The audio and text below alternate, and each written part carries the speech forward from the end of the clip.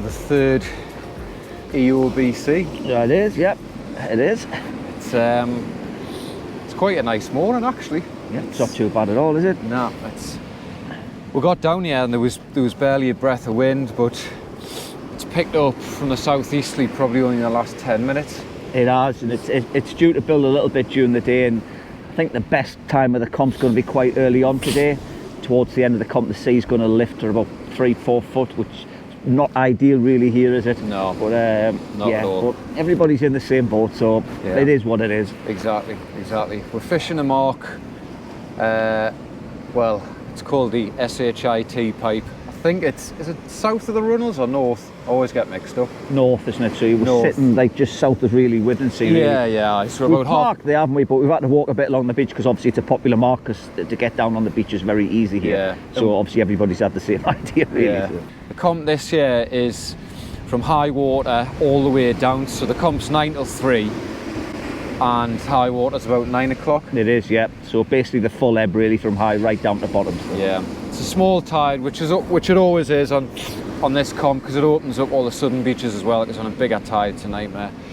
See, to be fair, we had a look last night and there was quite a bit of swell rolling in. Yeah. But this morning it's flattened off a lot, as you say, though. It is going to lift.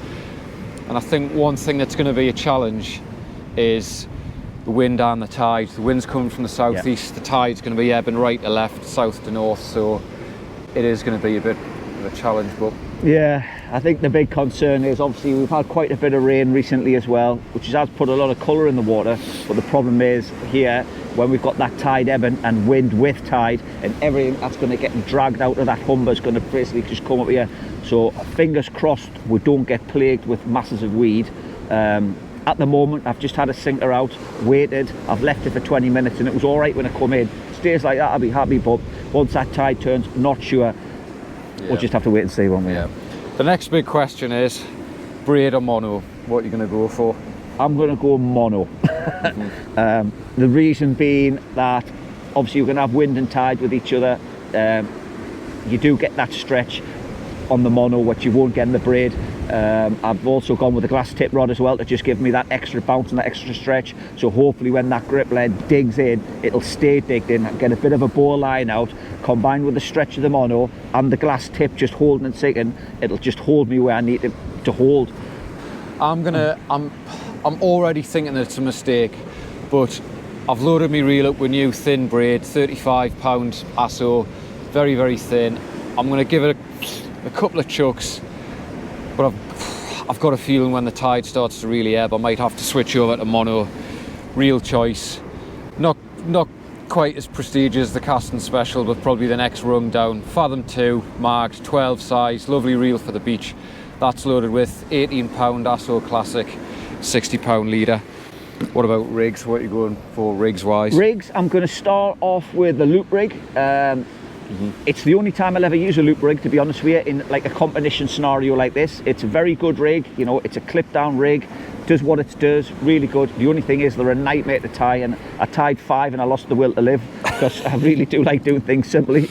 And then I'm going to alternate, go straight back to a pulley, and on the pulley I'm going to just try traditionally what I would try in the northeast, which is your carp and your squid, and mix it up with it, just to try and see if there's any variation of species out there potentially, because I do believe this year, I think if you were to get a good ray or a decent ray, it's going to help you massively here. Definitely. So this year there's no bass allowed to be weighed in, because obviously there's a bass ban on, so it is very strictly down to the cod really, and whiting and other species. So a big ray, I think, you know, you'll be in with a chance here. So definitely. And I think we were just looking at the went up to Sanley Mere to get some food and have a pint last night. And I think the conservation side of the competition seems to be good. The sizes compared to what a standard club match would be are a bit bigger. I think whiting's 35, cod's 40, so you really have got to be catching, you know, reasonably decent fish to be weighing in. Ray 42 across the wings. In true Blue Peter style, and just when Gary's talking about the loop rig, got one here for anybody that doesn't know what it is. If you can just hold that there, for you. No problem at all. So it's just, you got the whole kind of linchpin to the rig is this SRT spring here, so that gives you a bit of cushion.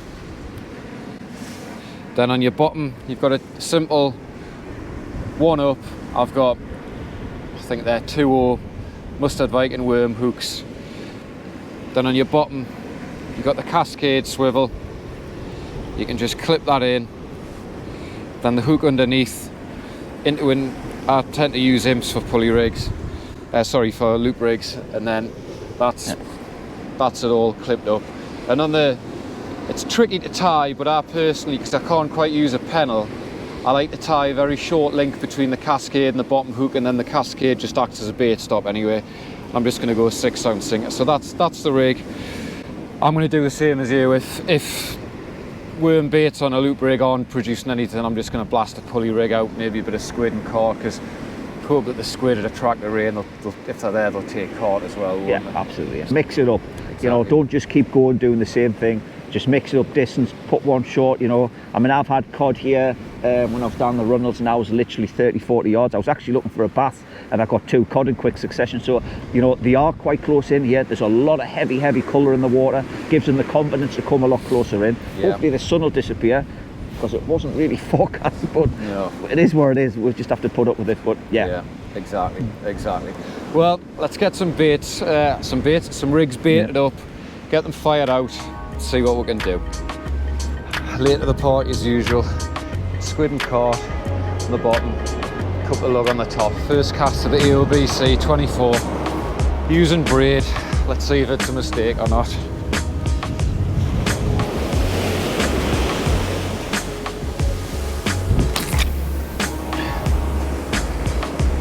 Right, find out soon. Just putting me stand to one side with the wind, just to try and combat that little bit of southeasterly that's kicked up.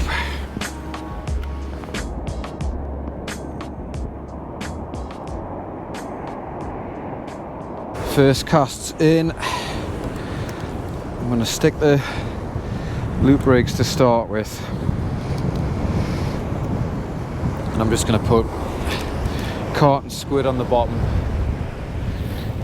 and a couple of lug on the top.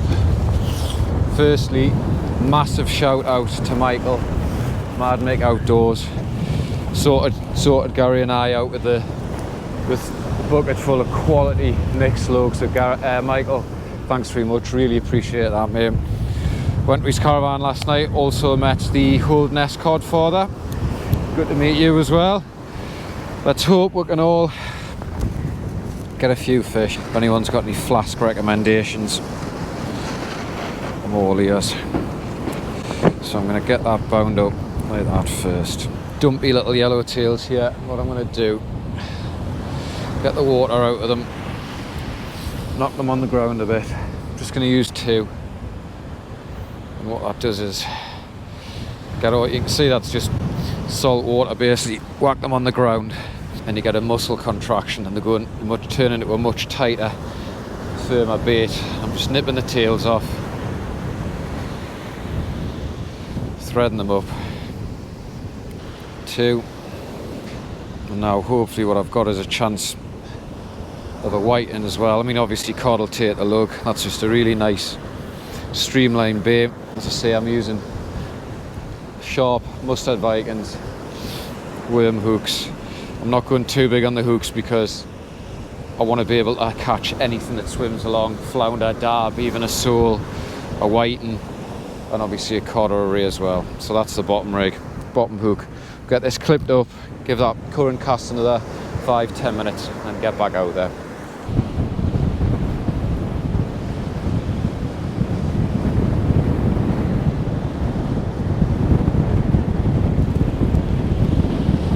Very windy now, sand's blasting along the beach, and I don't want me reel, although I want me rod tip low, I don't want me reel getting full of sand.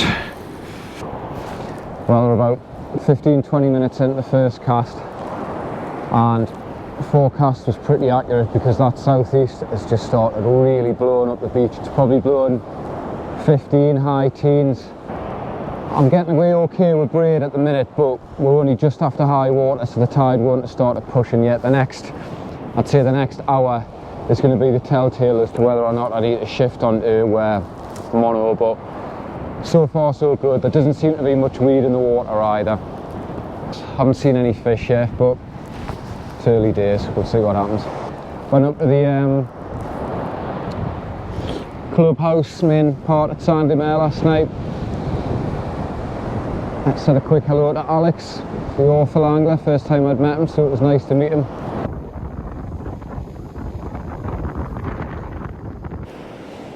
Definitely just had a couple of bites here, 100%.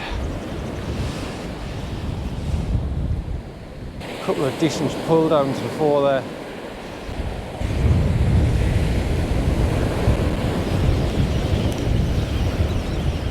Yeah, got a little bit of weight on. It's probably just a whiting, but a couple of little pull downs before there. There's a bit of weight on this. I'm just going to take my time.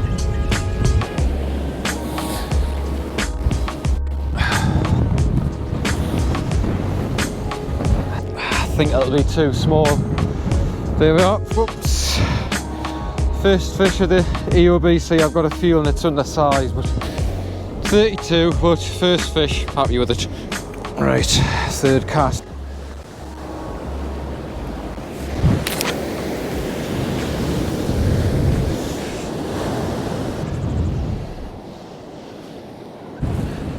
Not sure if you can make this out there, but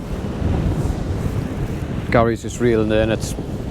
This just shows the problems we're having with weed. It is really starting to build up now. Now the tide's in full ebb.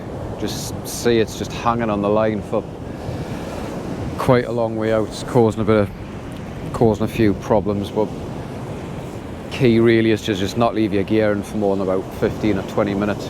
So we're about halfway in. I think I know what problem that I had with the first cast. Just behind me rod here is an old, what looks like an old pillbox. Big lump of concrete basically. But now that we can see it, it's not so bad.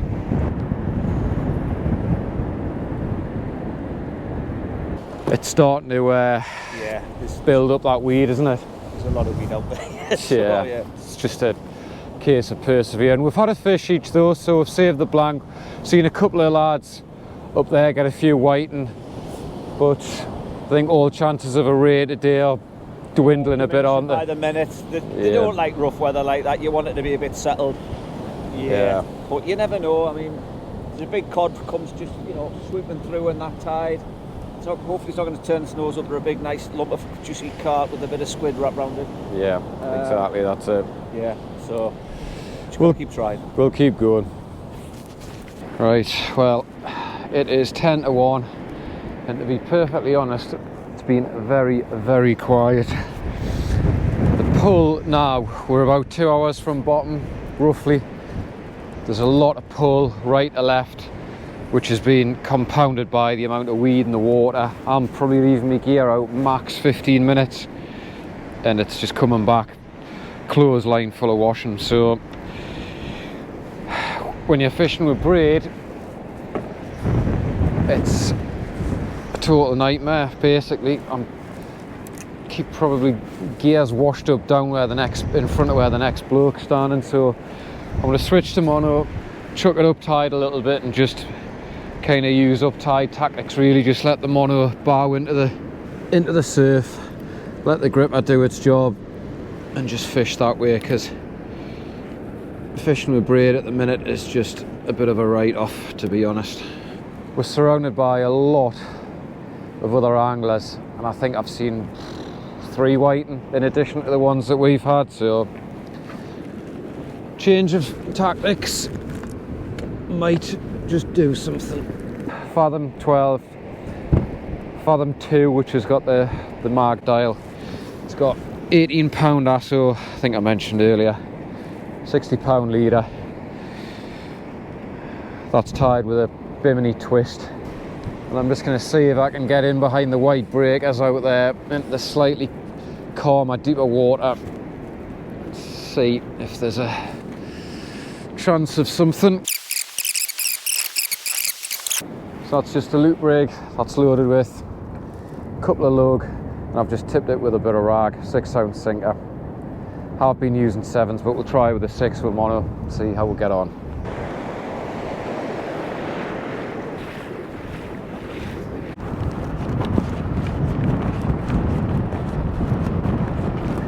So we're coming into the last hour of the comp. As you can probably see, the tide really rushed out. Weeds died off, but the pull, because of the sea picking up, is still very, very strong. I've changed to mono, but everyone's getting pulled right to left. I've gone on to 7-ounce sinkers.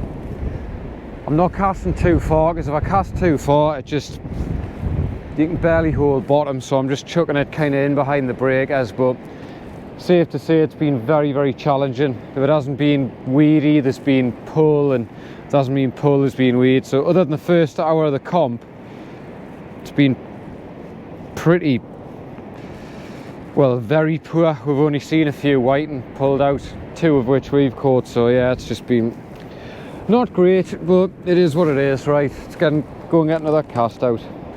Probably see what I mean by this pull. Kind of 45 degrees to the sea. Probably left it in too long. Absolute ton of weed, I would guess.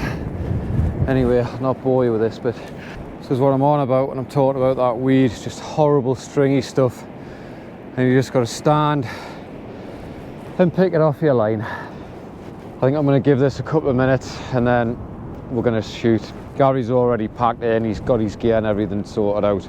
And I've just had another thought. Somebody very kindly has brought a set of ladders and they've just put it down the get down, so everybody's used those ladders. So if you're watching this, thank you very much. That's a really, really thoughtful and considerate thing to do for fellow anglers, and I'm sure that saved a lot of people a lot of hassle. So that man deserves to be bought a couple of pints, and if I find out who you are, I'll definitely buy you one. I think we might wrap this up in the chalet, because even though it's quite sunny, there's some ominous clouds coming over the horizon. So I'm going to get everything packed away, including the camera stuff, and just go and get a cup of tea, because of course I forgot to bring my flask this weekend.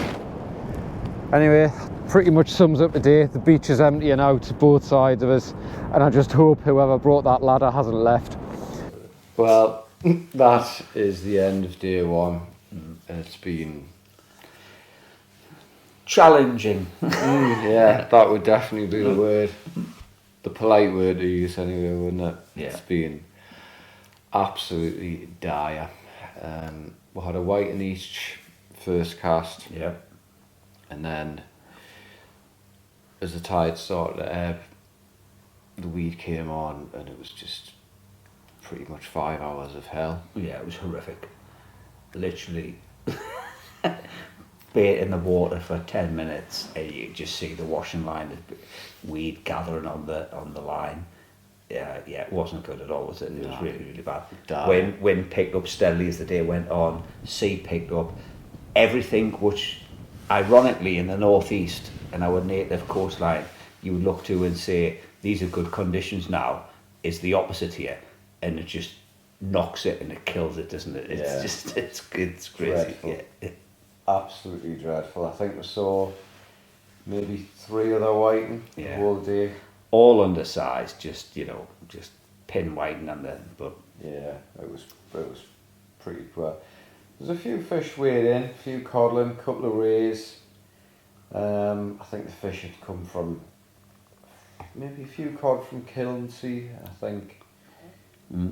Mainly the southern beaches, but I mean, God knows how. I'm assuming those lads must have just picked fish up more or less as a bait, hit the water before the weeds started pulling. We were looking all day and looking at other people's posts coming in. It didn't matter where you were on the coast, up the Holderness. Normally, the more southern beaches can promote more heavier weed, but we're looking reports like Hornsea and above they were just hit with bad weed as well. So the whole course was bad, but we've got no luck fishing this competition. Have we? This is the third year on the bounce now where the conditions have been pretty poor. I mean, last year was just absolutely ridiculous. Yeah. But we've been up to Sandomir tonight. Met a couple of people. Met Levo's angling. Nice to meet you. Really enjoyed having a bit cracking I would say share a knowledge. We're basically listening to your knowledge, so hopefully we can put it into practice tomorrow. So thank you very much. It was lovely to meet you and your wife. And yeah, we've just got to try and get out there tomorrow. It's a different day tomorrow, mate, because It is. the wind's It going is. to back right off. The sea's due to drop to about 1.5 feet. So it could be a different story. It could be. It's going to be certainly more pleasurable for us to fish instead of fishing in really bad, like heavy wind and like strong wind. It's just whether that weed's disappeared, and well, we're not going to know till we put a line in the water. Exactly. So we're thinking about heading a little bit further north, Yeah. Middle Beach type location tomorrow, in the hope that we can actually just fish without being dragged all over the place. Yeah. Slightly different because we're going to have an hour of flood at 9 o'clock, and then even an hour back might be okay. So there should be 2 hours, hopefully, at least. Yeah. The conditions are looking a bit more favourable for rain Yeah. as well, so we'll see. Yeah, it's all we can do, isn't it? Exactly. It's all we can do. Tomorrow's a new day.